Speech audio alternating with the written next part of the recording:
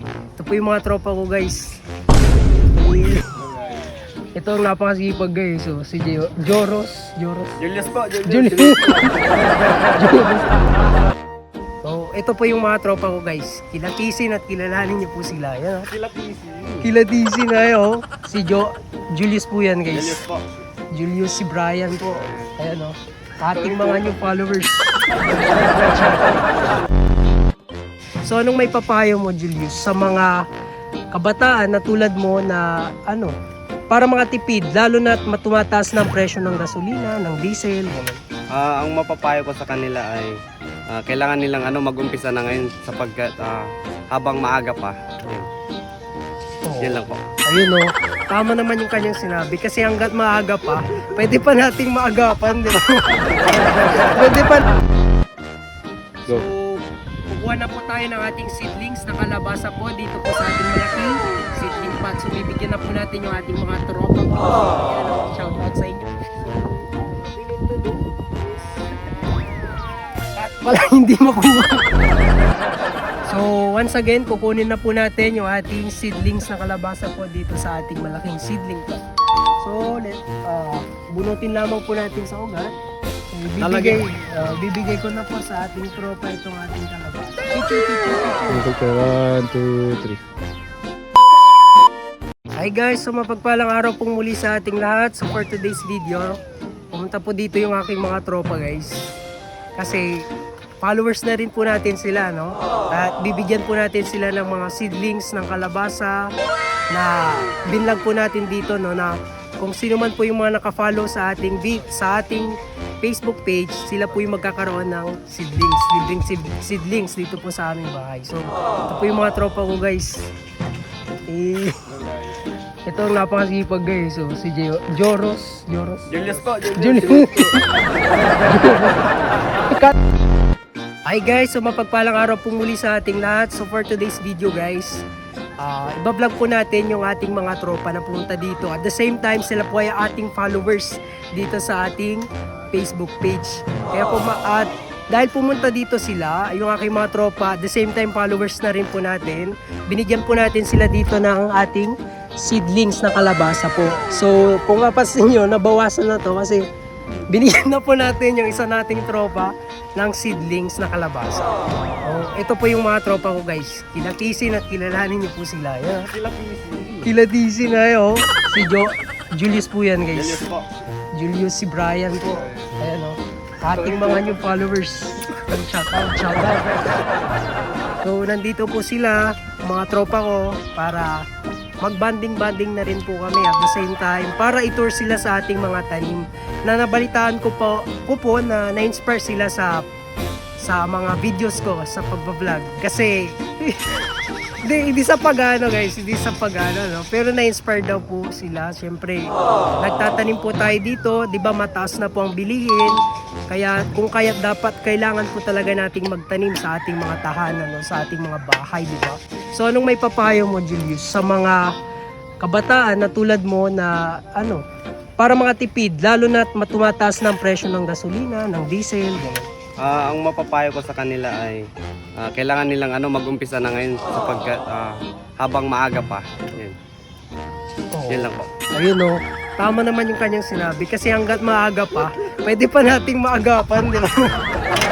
Pwede pa nating maagapan, di ba? Kasi itong tropa ko na to guys, may mga alaga din mga hayop, mga manok. Hayop, mga kambing, pato, mga ganyan, manok.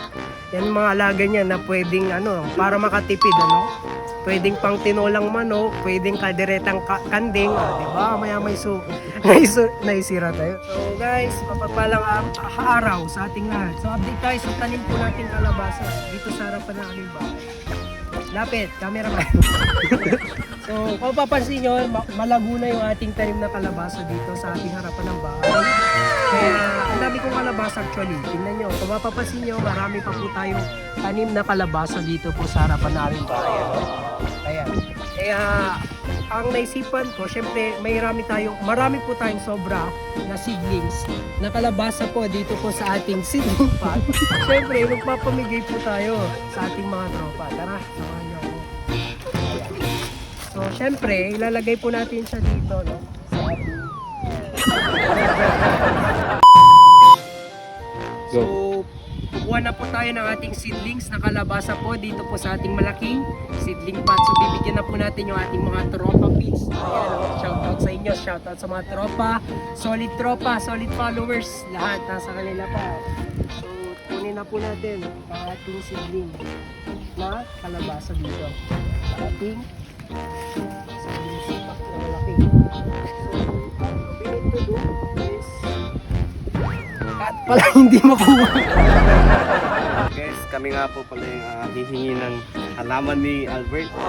So, didiligan niya muna daw bago namin kunin. Hindi ko rin alam kung bakit. Wait. Guys, dinidiligan ni Albert para makuha po yung kanyang mismong ugat. Kaugat-ugatan.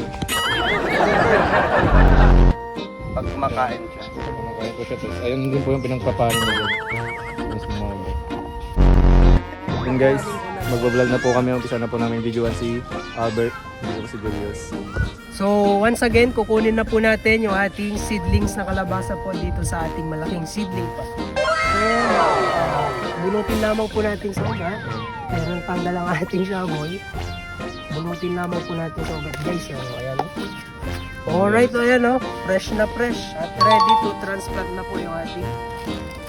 Ayan. Lalagay lamang po natin din sa plastic para maiuwi nila. Ito ang ating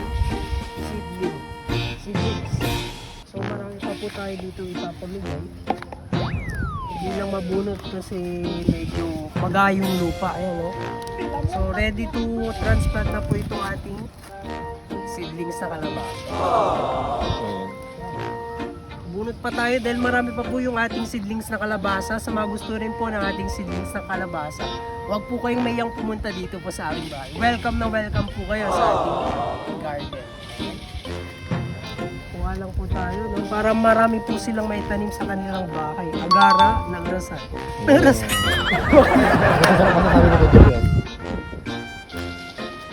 Okay na ba to? Baro, okay na ba to? Okay na ba yan ba, Julius? Hindi pa? Okay na, Bert?